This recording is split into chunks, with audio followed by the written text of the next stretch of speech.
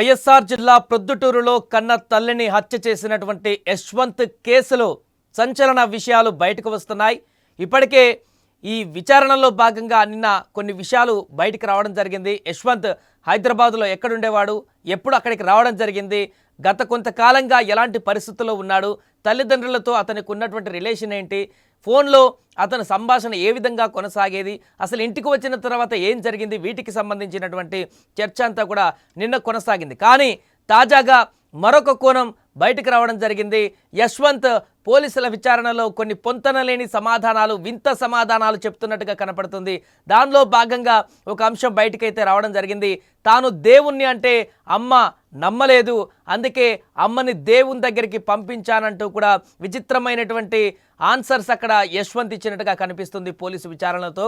దీంతో పోలీసులు కూడా యశ్వంత్ ఇస్తున్నటువంటి సమాధానాలకు ఏమాత్రం కూడా పొంతనలేని సమాధానాలు, వింత సమాధానాలకు వారికి కూడా ఏం చేయాలో అర్థం కానటువంటి పరిస్థితి ఉంది. దీని కారణంగా వెంటనే పోలీసులు కూడా మానసిక స్థితి అంశానికి సంబంధించినటువంటి దాని కోణంలో కూడా దర్యాప్తు కొనసాగిస్తున్నట్టుగా తెలుస్తుంది.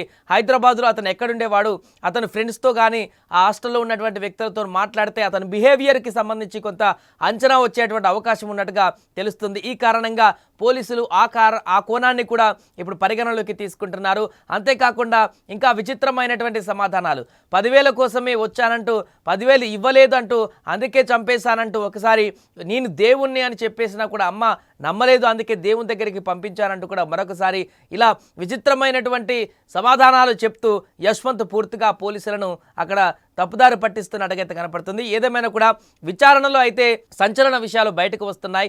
యశ్వంత్ ఇంత దారుణంగా హత్య చేసినటువంటి ఘటనకు సంబంధించి ప్రీ ప్లాన్డ్గా ముందే అనుకొని మర్డర్ చేశాడా, లేకుంటే అక్కడికి వచ్చిన తర్వాత ఉదయం అక్కడికి వచ్చిన తర్వాత తల్లితో కిచెన్లో మరొకసారి గొడవకు దిగిన తర్వాత క్షణికావేశంలో ఈ యొక్క మర్డర్ చేశాడా, లేదంటే అతను చెప్పినట్టుగానే ఈ రకమైనటువంటి మానసిక స్థితి కారణంగా ఈ హత్యకు పాల్పడ్డా అనేది అంశాలైతే పూర్తిగా పోలీసులు క్లారిటీ ఇచ్చేటువంటి అవకాశం ఉంది దర్యాప్తు పూర్తయిన తర్వాత. కానీ ఈ దర్యాప్తు కొనసాగుతున్నటువంటి సందర్భంలోనే అనేక ప్రశ్నలు, అనేక అనుమానాలు తావిస్తున్నాయి. తన తండ్రి కూడా నిన్న అంత్యక్రియలు జరుగుతున్నటువంటి సందర్భంలో తన కొడుకుని అంత్యక్రియల కోసం పంపించండి, ఆ తర్వాత తీసుకువెళ్ళినంటూ కూడా ఆయన కూడా కన్నీటి పర్యాంతం అవుతూ కూడా ఒక్కగానొక్క కొడుకు తలకొరివి పెట్టడానికి తనను పంపించాలంటూ కూడా పోలీసులను రిక్వెస్ట్ చేస్తున్నట్టుగా తెలుస్తుంది. కానీ పోలీసులు అనుమతి ఇవ్వలేదు. దీంతో ఆయనే విజయభాస్కర్ రెడ్డి అంత్యక్రియలు కొనసాగించినటువంటి పరిస్థితి నెలకొంది. ఒకవైపు ఇంట్లోనే ఉన్నటువంటి తండ్రి ఏమీ చేయలేనటువంటి నిస్సహాయ స్థితిలో అక్కడ తల్లిని చంపుతుంటే, అంటే తన భార్యని చంపుతుంటే కూడా ఏం చేయలేనటువంటి దుస్థితిలో అతను కూరుకుపోయాడు.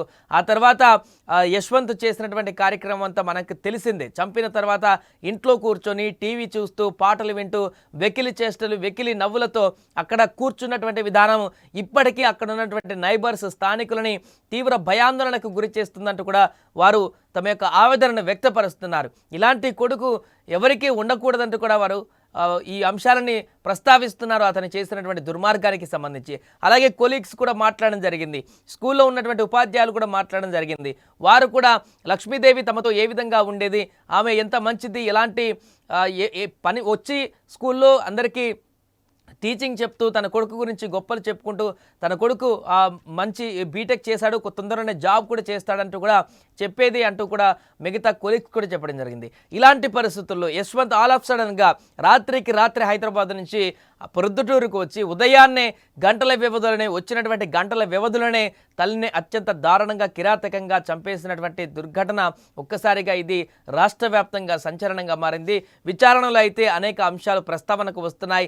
నిజంగానే తన మానసిక పరిస్థితి బాగోలేదా, లేక మానసిక స్థితి సరిగా లేదనేటువంటి అంశాన్ని ముందు పెట్టి ఈ కేసుని మలుపు తిప్పేటువంటి దానిలో భాగంగా ఒక కుట్ర జరుగుతుందా, అంటే ఆ రకంగా యశ్వంత్ తన బిహేవియర్ని మార్చుకుంటున్నాడా, ప్రీ ప్లాన్డ్గా యశ్వంత్ ఈ రకంగా తన మానసిక స్థితిని తన కంట్రోల్లో పెట్టుకుంటున్నాడా అనే ప్రశ్నలు కూడా ఉత్పన్నమవుతున్నాయి. కానీ కొన్ని నెలల క్రితమే తల్లిదండ్రులు కూడా యశ్వంత్ పరిస్థితి బాగాలేదని చెప్పేసి ఆ ఇంటికి తీసుకువచ్చి కారులో ప్రొద్దుటూరు వద్దకు తీసుకొచ్చి అక్కడ నాటు మందుతో కూడా వైద్యం చేయించారు. కొంతకాలంగా తన మానసిక స్థితి సరిగా ఉండట్లేదని చెప్పేసి తన తండ్రి కూడా చెప్తున్నారు. కాబట్టి కొంత ఈ అంశాలను కూడా పరిగణలోకి తీసుకోవాల్సిన పరిస్థితి ఉంది.